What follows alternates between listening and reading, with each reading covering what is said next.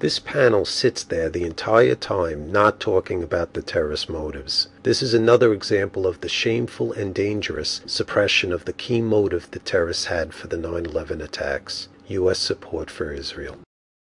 It is a disgrace that Terry McDermott sat there saying nothing about U.S. support of Israel. He was too cowardly to talk about the key motive for 9/11. He knows U.S. support for Israel was the key motive for the 9/11 attacks. After the 9/11 report was released, he wrote an article about it. He reported that Khalid Sheikh Mohammed, the man who conceived and directed the September 11th attacks, was motivated by his strong disagreement with American support for Israel, said the final report of the September 11th Commission. That fact did make it onto page 147 of the 9/11 report, in spite of pressure to keep it out. Khalid Sheikh Mohammed, or KSM for short, was angered at the United States not because of his experiences here. He even went to school here. What he was angry about is U.S. foreign policy favoring Israel.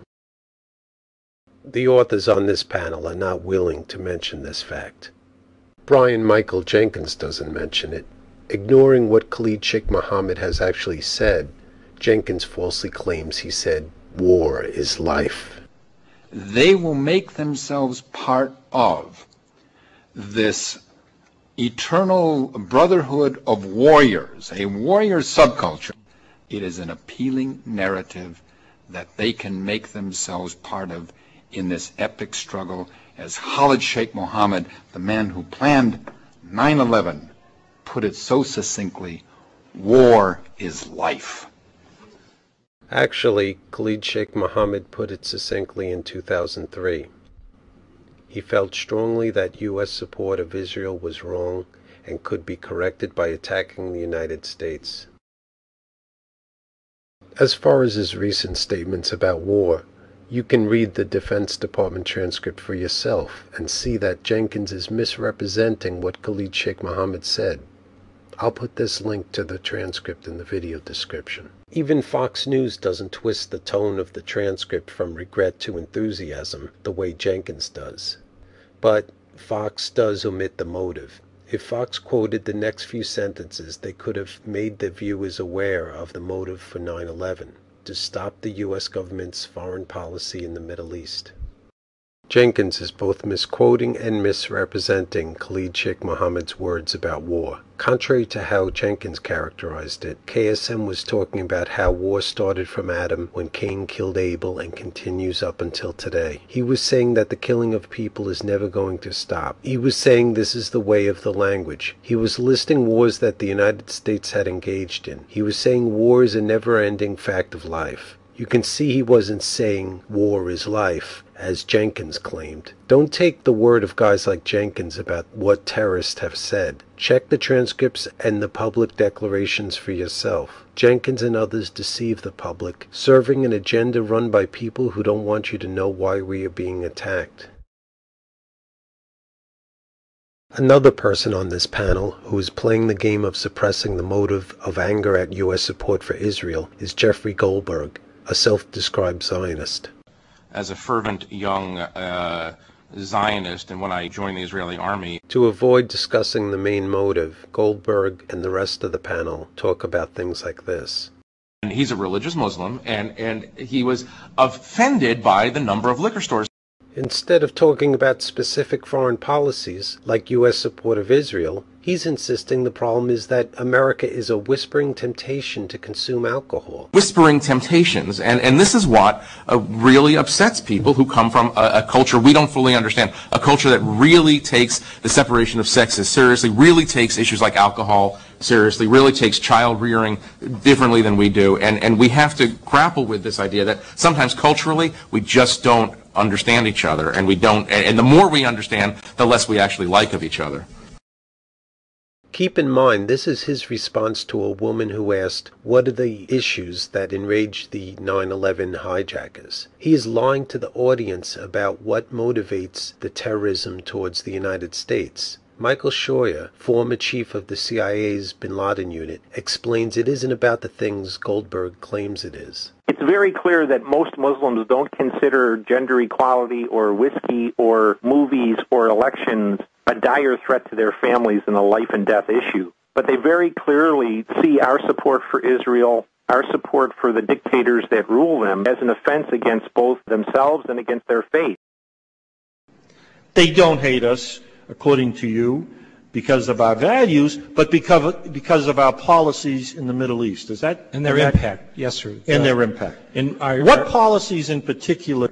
Unqualified support for Israel? Very early in his career and very consistently, bin Laden has been outspoken in support of the Palestinians and, of course, condemning the Israelis. So it's an issue that clearly weighs heavily on his mind and is motivating.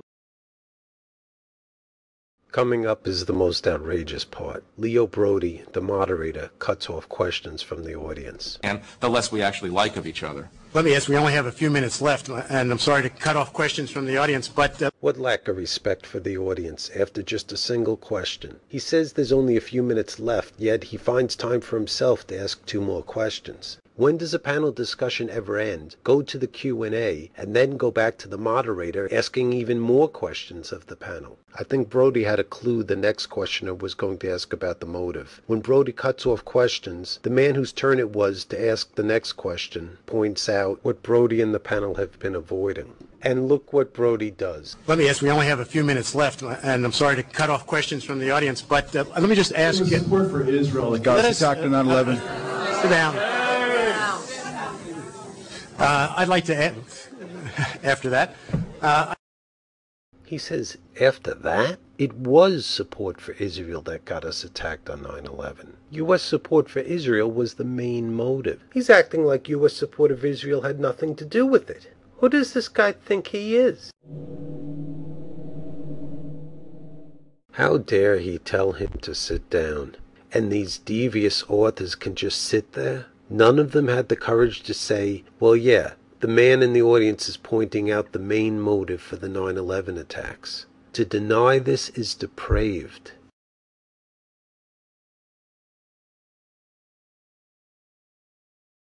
Bin Laden had been pressuring KSM for months to advance the attack date.